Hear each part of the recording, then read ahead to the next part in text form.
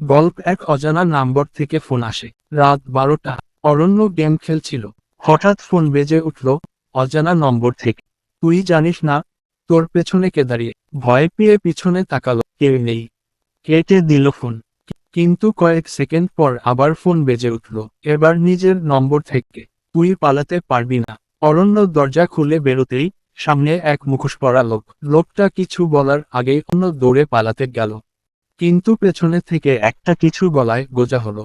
চোখ ঝাপসা হয়ে গেল। 3 দিন পর অরণ্যের কোনো খোঁজ নেই। পুলিশ তদন্ত শুরু করলো। তার ফোন কল ইতিহাসের শেষ কলটা ছিল নিজের নম্বর থেকে। কে ফোন করেছিল? অরণ্যের ঘনিষ্ঠ বন্ধু অর্জুন বুঝল কিছু একটা রহস্য আছে। সে অরণ্যের ঘরে গেল, ফোনটা খুঁজে পেয়ে চালু করলো। হঠাৎ ফোনে একটা ভয়েস রেকর্ডিং বাজলো। যদি খুঁজতে চাস তাহলে পুরনো ট্রেন স্টেশন আসো। একা। রাত 12টায় অর্জুন সিদ্ধান্ত নিল যাবে। রাত 12টা। অর্জুন পুরনো স্টেশনে গেল। চুপচাপ পরিবেশ। হঠাৎ ট্রেনের হুইসেল, অথচ কোনো ট্রেন নেই।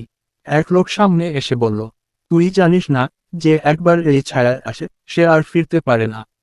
অর্জুন জিজ্ঞেস করল, অরণ্য কোথায়? লোকটি মুখোশ খুলল, সে অরণ্য। কিন্তু চোখ লাল, মুখ মৃতের মতো। অরণ্য আসলে 3 দিন আগে মারা গিয়েছে।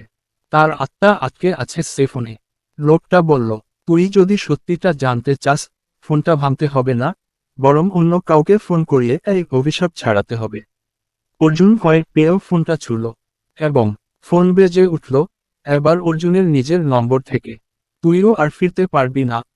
অভিশাপ এখন তোর। ফোন থেকে ধোঁয়া বেরোতে লাগলো, আর অর্জুন হারিয়ে গেল অন্ধকারে।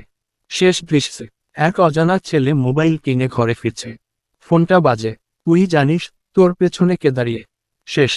ভালো করেছো। যদি ভিডিও ভালো লাগে তাহলে লাইক দিন, কমেন্ট করুন ও চ্যানেল সাবস্ক্রাইবও করতে ভুলবেন না। লাউড স্পিকার আরও এমন গল্প পেতে সাবস্ক্রাইবও করুন। ডানে ইশারা করা উল্টো হাতের তর্জনী।